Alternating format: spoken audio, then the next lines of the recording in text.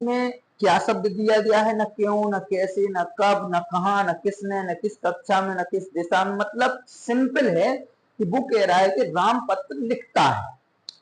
तो हमने देखा कि यहाँ पर सबसे पहले वाक्य में लिखा है राम। तो राम तो एक व्यक्ति विशेष नाम है, किसी का नाम दिया गया है तो वो करने वाला करता ही होगा। जैसे हम कह दें कि राम पत्र लिखता है, तो लिखने वाला कौन हुआ, करता नहीं होगा तो वाक्य नहीं होगा। तो वाक्य जब बनेगा जब करता होगा, काम तभी होगा जब करता होगा। तो राम हमारा करता है, मतलब सब्जेक्ट है।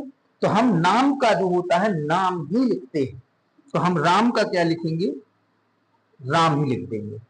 क्लियर।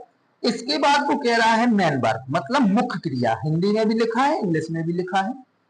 हम लिखेंगे मेन वर्ब। मुख्य क्रिया इसमें काय की दी गई है, मुख्य क्रिया है इसमें लिखने की। मुख्य क्रिया कर रहा है वो लिखने की। तो लिखना का इंग्लिश होता है राइट, WRITE। अब आपको हम बताएं कि SIS का प्रयोग कहां किया जाता है।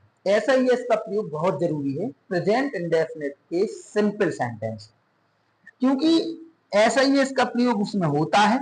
तो हम देखेंगे कि क्रिया का अंतिम अक्षर, मेन वर्ब का जो क्रिया कहलाती है उसका अंतिम अक्षर क्या है, ई है।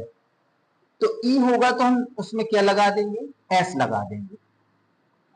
क्या लगा देंगे, एस लगा देंगे, क्योंकि अंतिम अक्षर क्रिया का क्या है, एस, ई है। तो हम इसलिए एस लगा देंगे। अब उसमें वो कह रहा है कि ऑब्जेक्ट मतलब कर्म, तो कर्म हमारा क्या है, पत्र। तो हम क्या लिख देंगे, लेटर। वैसे हम आ भी लगा सकते हैं, क्योंकि वो एक ही लेटर लिखेगा, पत्र मतलब एक लेटर। ठीक है, तो हमने इसलिए आर्टिकल ए का भी प्रयोग किया है। वैसे कर भी सकते हो, नहीं भी कर सकते, कोई दिक्कत नहीं है, कर दो तो अच्छी बात है। अब SIS का नियम जो होते हैं वो 4 नियम से भी हम प्रदर्शित कर सकते हैं। वैसे तो काफी होते हैं, अगर समझाने के लिए किया जाए तो हम वो आपको बताते हैं कैसे प्रयोग कर जाते हैं। इसको अगर नोट करना हो तो जिसको कर सकते हैं, क्योंकि ये मुख्य चीज है, प्रेजेंट इंडेफिनिट का शुरू भाग है।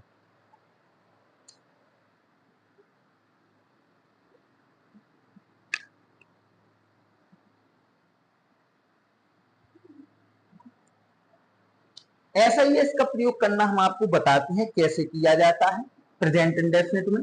तो पहला हम देखेंगे SIS प्रयोग करने के लिए हम SES और IES प्रयोग करने के नियम, के नियम।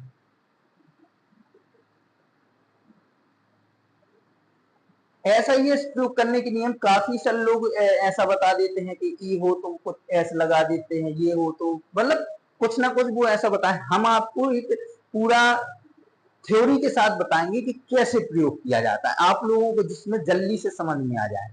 देखो, जैसे पहला हम कहें कि यदि क्रिया का अंतिम अक्षर, यदि क्रिया का अंतिम अक्षर ई हो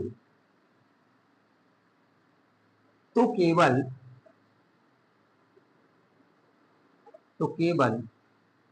एस का प्रयोग करते हैं, एस का प्रयोग करते हैं। कैसे करते हैं, हमने बोला है कि यदि क्रिया का अंतिम अक्षर ई हो तो हम केवल एस का प्रयोग करते हैं प्रेजेंट इंडेफिनिट के सिंपल सेंटेंस में।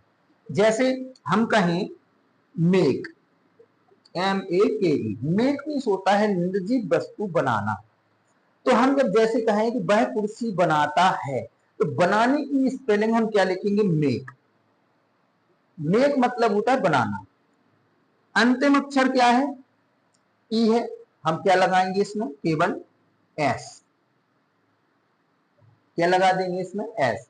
दूसरा उदाहरण हम इसी में बता भी चुके हैं, हमने बताया है राइट, WRITE। क्रिया का अंतिम अक्षर क्या है, ई है, तो हम क्या लगाएंगे इसमें, केवल एस।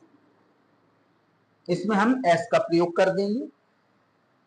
इसी प्रकार दूसरा भी होता है इसका नियम। जैसे हम लिखें यदि क्रिया का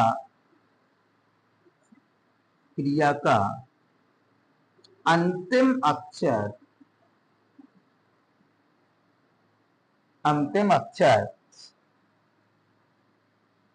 ओ comma X comma C H comma double S comma S H comma Z हो तो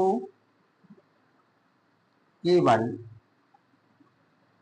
ई एस का प्रयोग करते हैं, ई एस का प्रयोग करते हैं।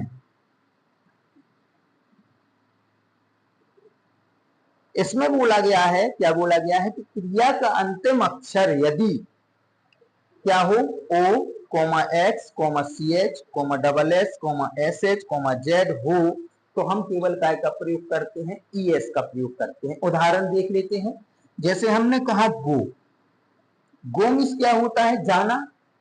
क्रिया का अंतिम अक्षर क्या है इसमें, ओ, तो हम क्या लगा देंगे इसमें, यस। लेकिन शर्त यही रहेगी कि टेंस में प्रेजेंट इंडेफिनिट का सिंपल वाक्य में बस लगते हैं। क्लियर।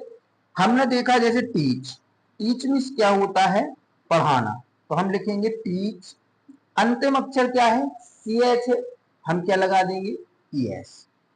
दो नियम हमने बता दिए हैं, रोक कर आप जूम करके अपना लिख सकते हैं जिसको लिखना हो, जिसको नहीं पता हम और भी बताएंगे अभी कुछ। जैसे हम लिखें कि तीसरा नियम होता है कि क्रिया का अंतिम अक्षर, क्रिया का अंतिम अक्षर